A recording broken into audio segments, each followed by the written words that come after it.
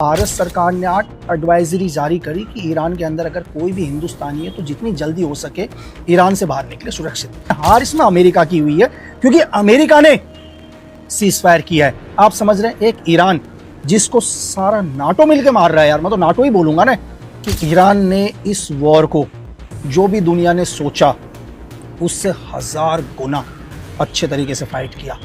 इतने सटीक टारगेट कि जहां पर चाहा वहीं पर नुकसान किया, और हर टारगेट ने बहुत बड़ा नुकसान किया अमेरिका का। इन्होंने अपने पायलट को रेस्क्यू करने के लिए जरूर भेजा, लेकिन पूरी दुनिया को बताया नहीं इनका कितना नुकसान हुआ है। मैंने ईरान की बहुत बड़ी जीत यार।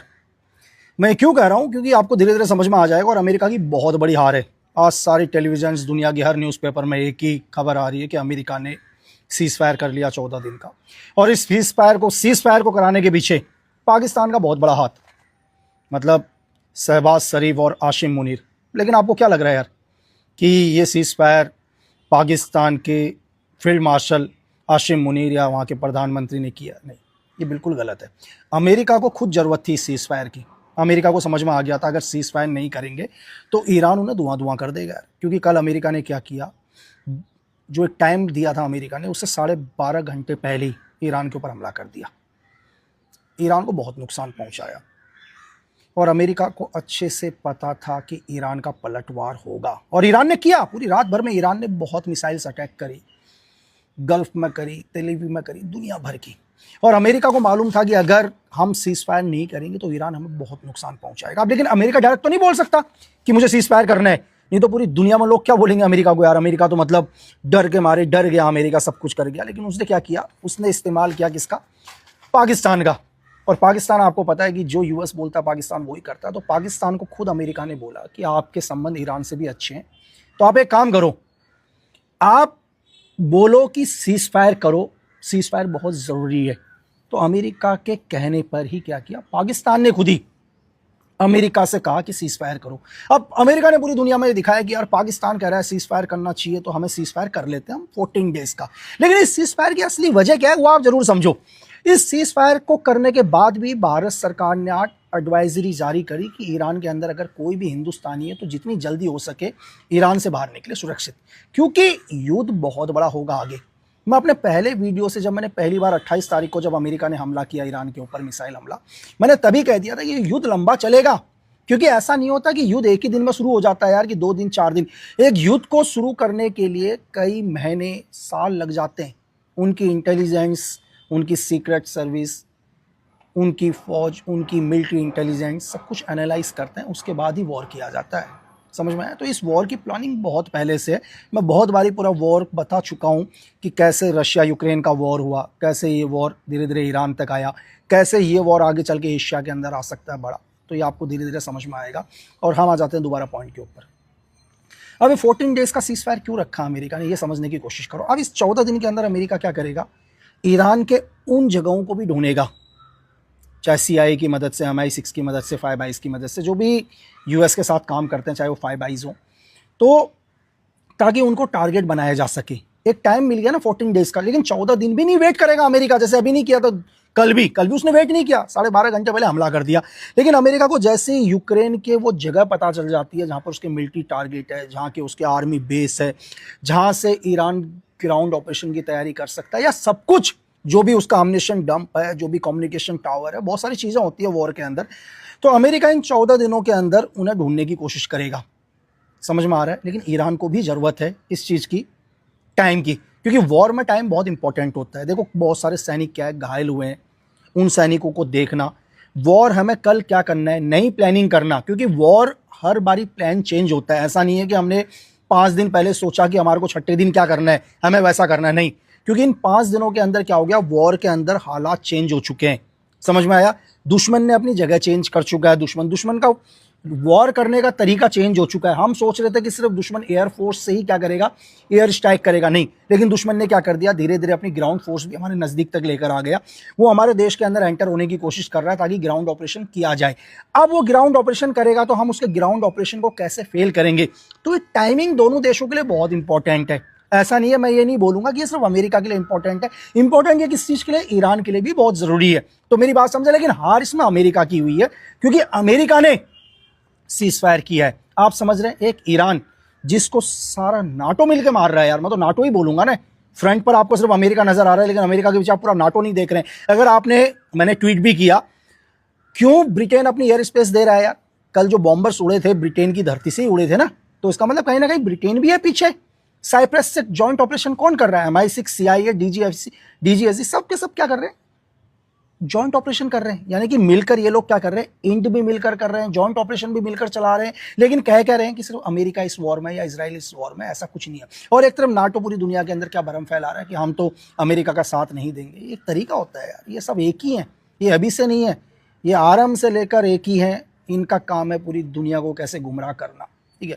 अभी बहुत सारी न्यूज़ों में ऐसा चलने लग गया कि ट्रंप के ऊपर क्या है 80 सांसदों का दबाव हो गया, तभी ट्रंप ने सीज फायर कर दिया। आपको क्या लग रहा है कि 80 सांसदों का दबाव हो गया तो ट्रंप ने सीज फायर कर दिया? नहीं यार, उन्हें सब पता होता है क्या करना है क्या नहीं करना।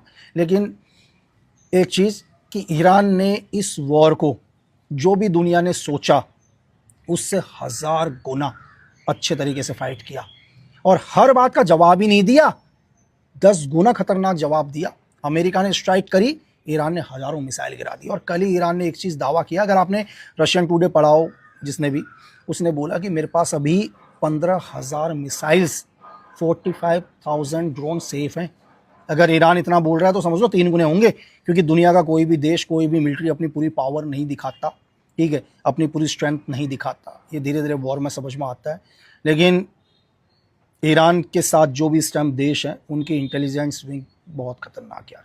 आप समझ रहे हो कि इतने सटीक टारगेट कि जहां पर चाहा वहीं पर नुकसान किया, और हर टारगेट ने बहुत बड़ा नुकसान किया अमेरिका का। अमेरिका का क्या नुकसान किया यार? पूरा गल्फ हिला दिया यार, पूरे के पूरे। जितना अमेरिका परेशान नहीं है, पूरा दुबई परेशान है, सऊदी परेशान है, सबके सब कह रहे हैं यार कि हमने क्यों अमेरिका को एक स्पेस दे दी। अब आ जाते हैं पॉइंट के मुद्दे की बात, वॉर कब बंद होगा? देखो, वॉर तो लंबा जाएगा, इसमें कोई शक नहीं, लेकिन वॉर जो बंद होगा उसकी सबसे बड़ी शर्त पता है क्या होगी आने वाले टाइम में? ईरान एक चीज़ बोलेगा। ये शब्द ईरान के होंगे, लेकिन ईरान के पीछे कौन से देश हैं वो आपको आने वाले वक्त में पता चल जाएगा, क्योंकि किसी भी देश की नेशनल सिक्योरिटी पर हमारे को भी अधिकार नहीं है कि हम बात करें। लेकिन ईरान की शर्त क्या होगी मैं आपको आने वाले टाइम में बताता हूँ। आज ईरान बोलेगा ठीक है हम इस वॉर को बिल्कुल ख़त्म कर देंगे, मेरी बात समझ लो, हम नहीं करेंगे वॉर, लेकिन हमारी एक ही शर्त है कि गल्फ़ के अंदर या मिडिल ईस्ट में अमेरिका के जितने भी बेस हैं, अमेरिका उन सब बेस को खाली कर दे और वापस यूएस चला जाए। अमेरिका ऐसा कभी करेगा नहीं। क्यों? अमेरिका ने सालों लगा दिए अपने बेस बनाने में, पूरे मिडिल ईस्ट को कवर करने में, पूरे गल्फ में उसके सेना है।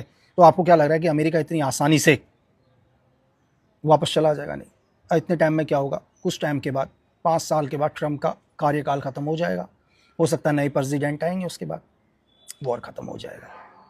20-22 साल चला ना अफगानिस्तान के अंदर अमेरिकन आर्मी, वापस जाना पड़ा, तो वॉर लंबा जाएगा और धीरे धीरे क्या होगा, न्यूज़ धीरे धीरे कम होना शुरू हो जाएंगी। इसका मतलब ऐसा नहीं कि वॉर बंद हो गया। आज भी रशिया और यूक्रेन का वॉर चल रहा है, तो इसका ये मतलब नहीं कि